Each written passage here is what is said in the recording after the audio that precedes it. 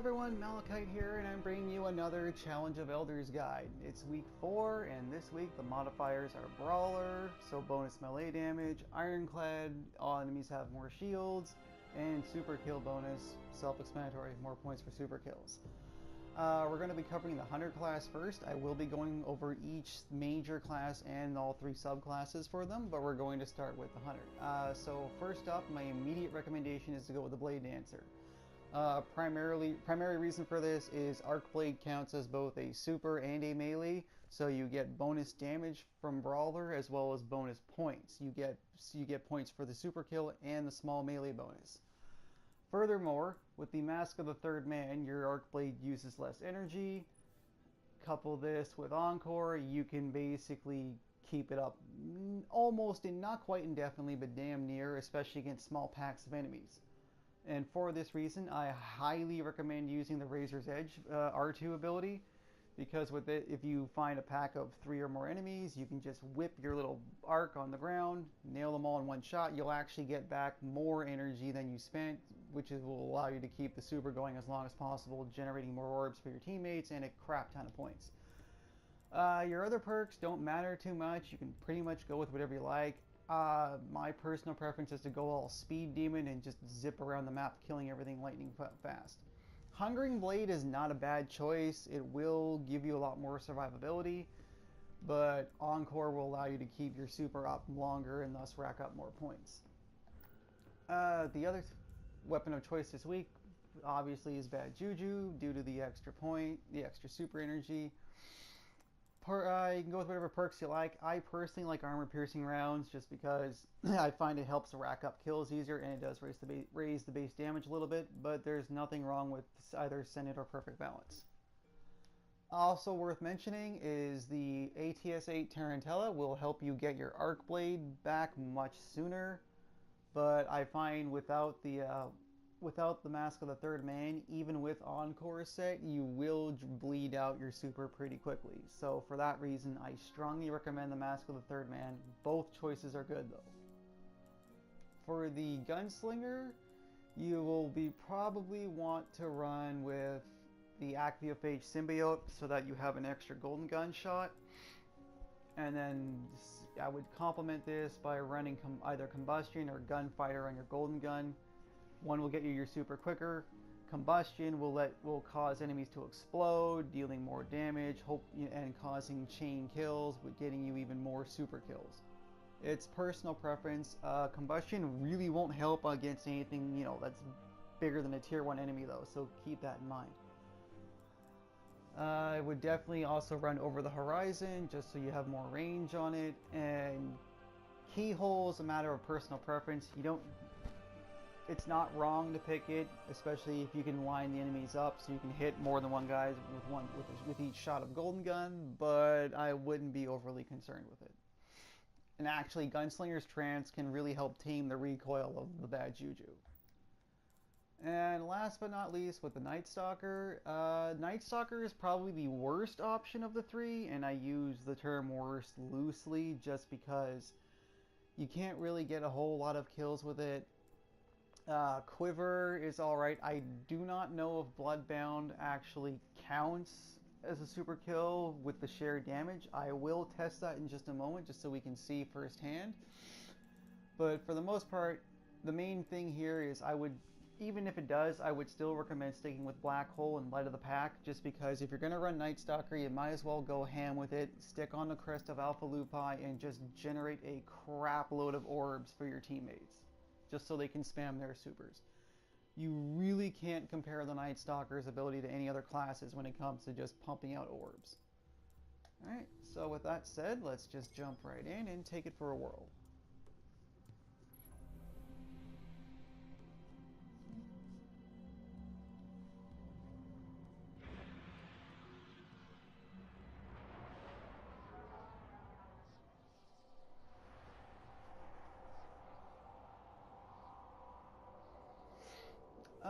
Also as a side note, I don't have it on me anymore, but the Monte Carlo is, if you don't have Bad Juju, or if you just want something different, Monte Carlo is alright as well, just so you can get extra melee charges back to kill to really take advantage of the brawler modifier. But I seriously recommend just sticking with Bad Juju.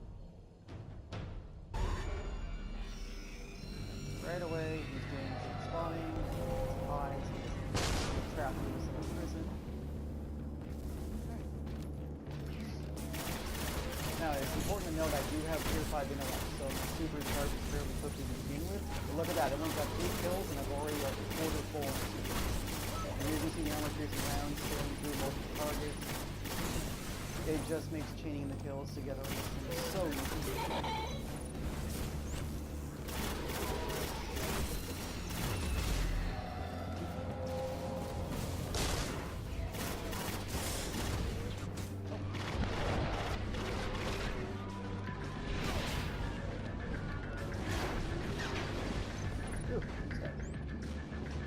The full auto and the hip fire on the Bad Juju are also amazing. Almost charged.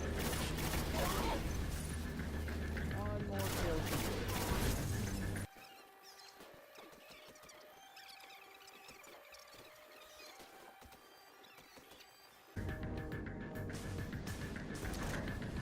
Alright.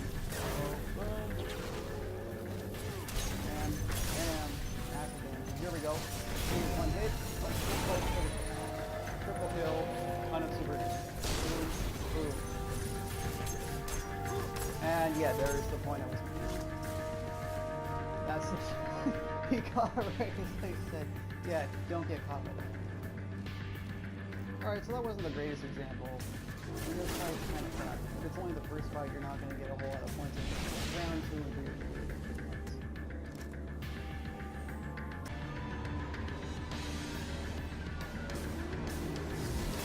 You guys are wimps. And I forgot to put it right there, though. Ton of points. Alright. Let's see if we can get a bunch of them together.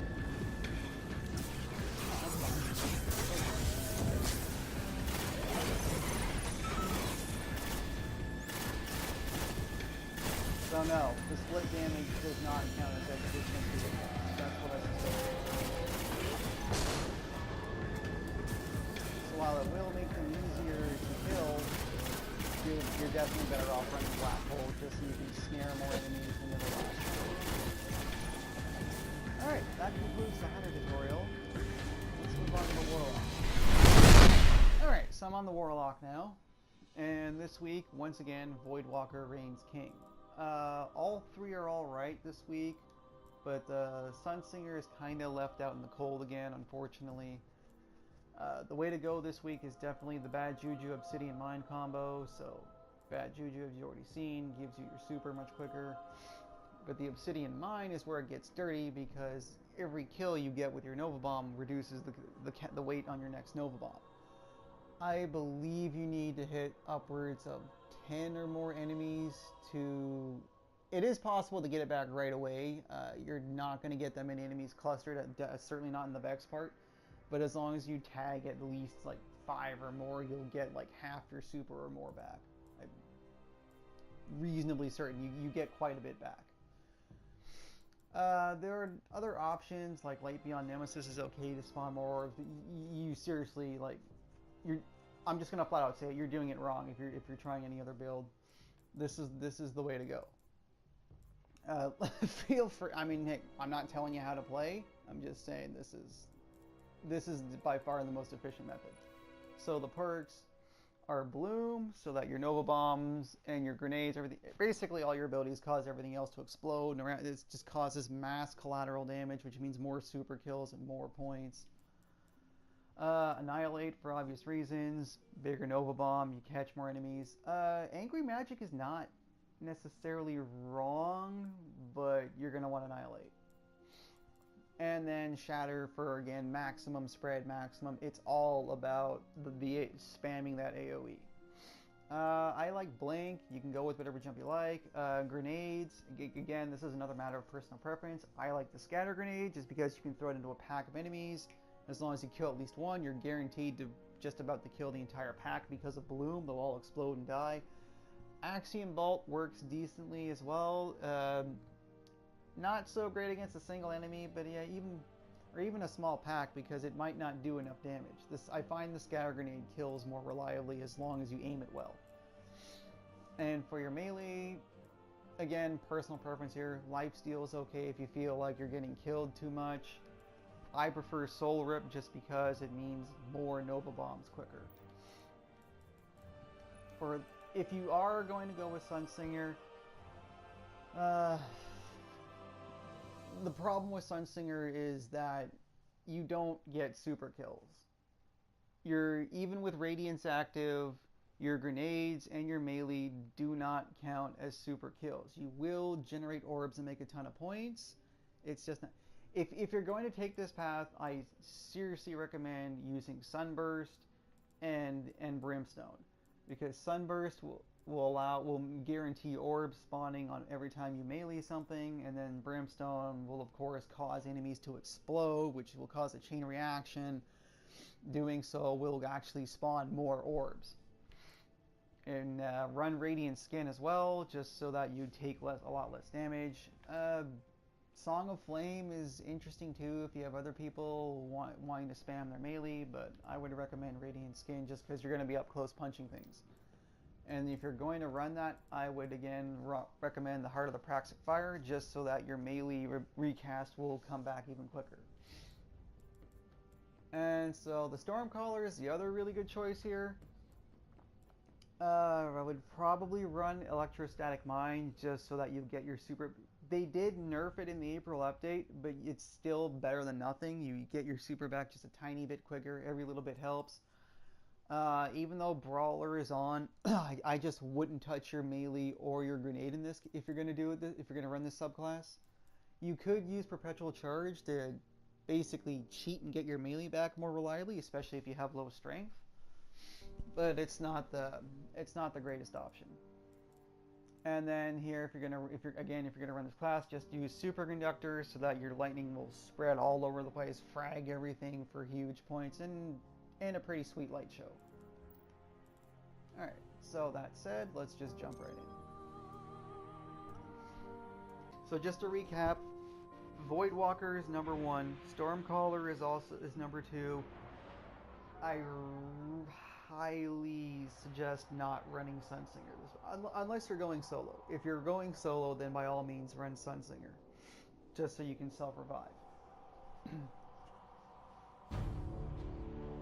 But you're not going to get any super kills running Sunsinger, so you're not going to benefit from the bonus points at all.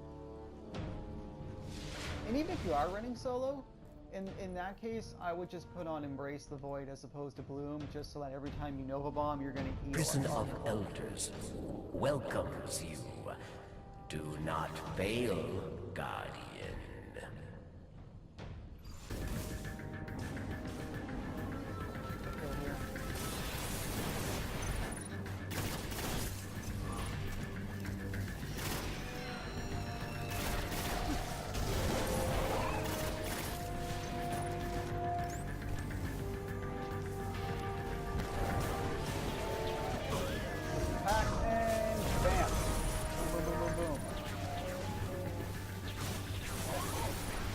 Look at that, half my super back already. Alright, so I'm actually not going to showcase Storm Trance just because it's pretty self-explanatory. I will show you guys Radiance just to really drive it home, though.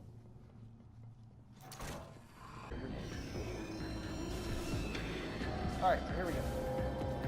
All charged, there we go, ready to punch it up to death. Super's ready. Maximum strength plus the Heart of the Praxic for quick speed pass. Oh! Punch! Look, see? Melee kill, orb, I'm making a ton of orbs, which is awesome. Just annihilating arenas like this. I'm not gonna lie, it's pretty sweet. But it's not a super kill. So, for all that awesomeness, it really didn't accomplish much.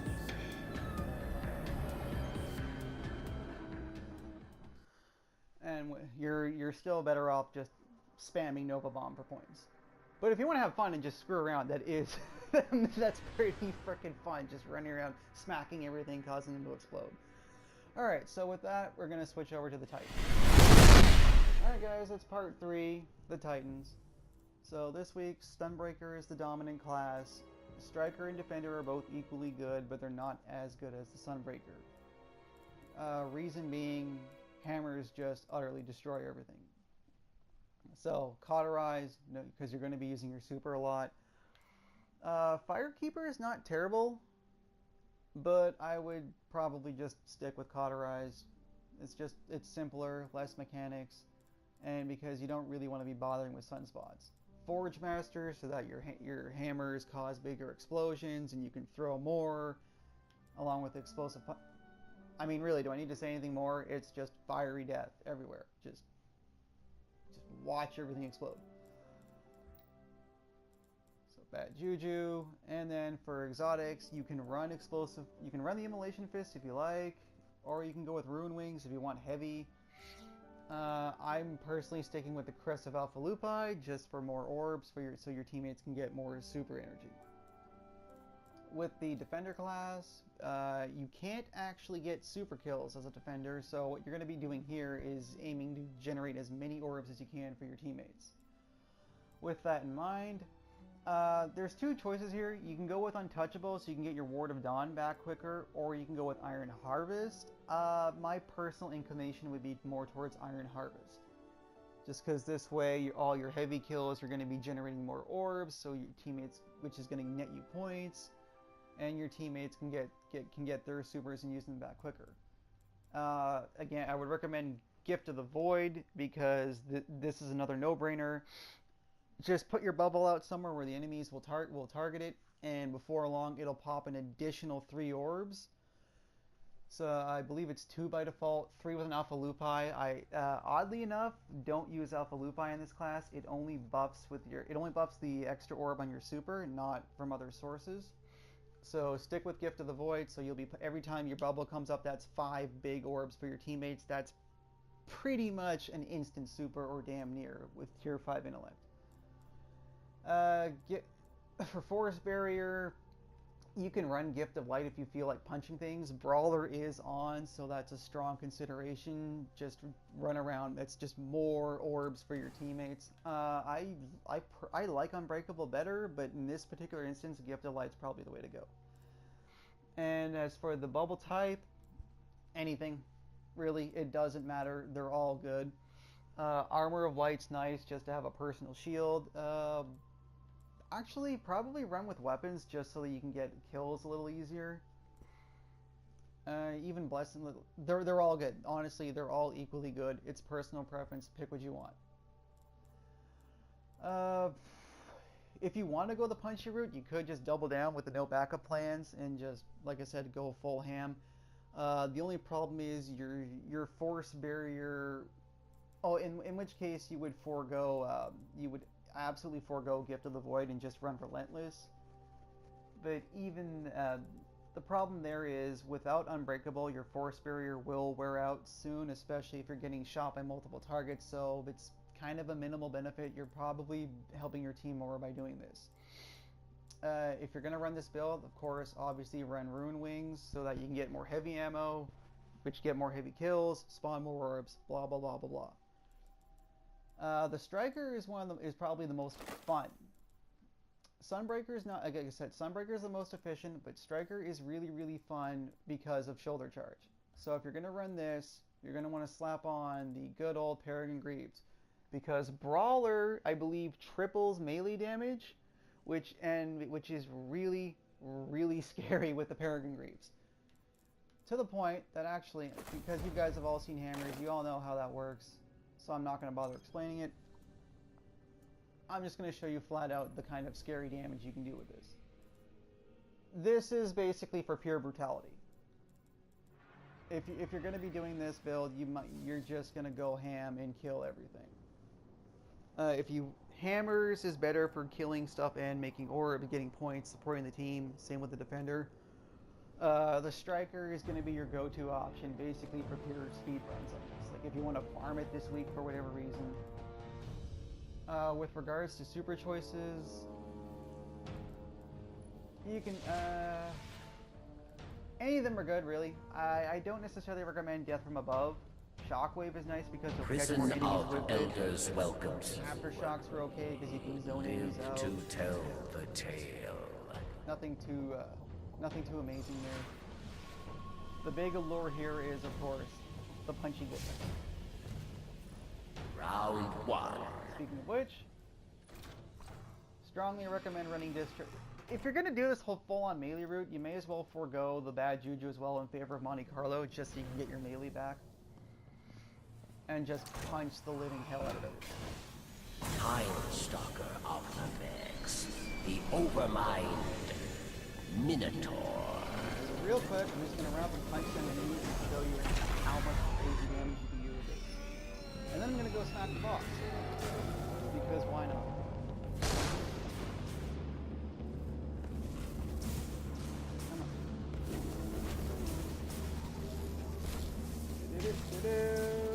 Boom! Look at that! Almost 60,000 damage. That's ridiculous. So let's just get some enemies put together. Come on, tighten up more. Sir. Oh, they're not cooperating. Of course they is. Good enough. So, wow. Actually, wow. Huh. I thought that would do more damage with the AoE, I guess not. Scratch that, might as well stick with Overload then. To get the chance to get the melee back sooner. Or even, or Amplify, so every melee kill you get gets you more super energy. So to cap off the treasure, that's the boss. Not spot. Hopefully he doesn't kill me outright. And boom, 30,000 damage to the boss.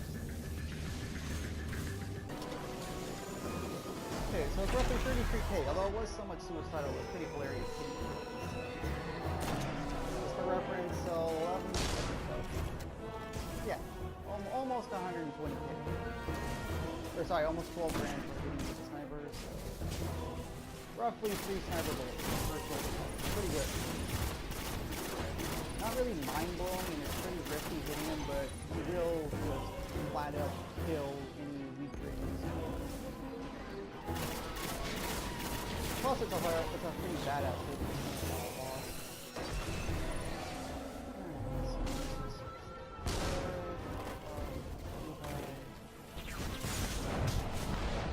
Boom, and force carries up, snap, snap, orbs everywhere. Boom, boom, boom, all the orbs forever.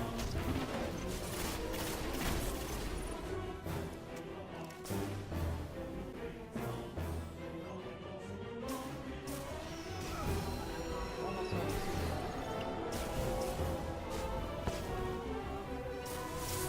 Up to the level. And bam, just like that, 5 orbs.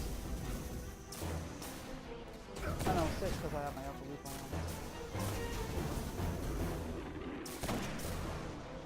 I'm not using my rune wings right now. So there's the other thing, just because I'm not actually using the yet.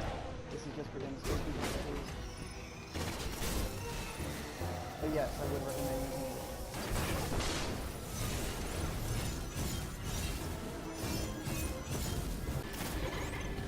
Alright, and it's done. Boom, everything dies. Boom, boom, boom. Massive explosion. And everything's dead. So yeah, that's gonna do it for this week, guys. Have fun in prison. Best of luck. See you next week.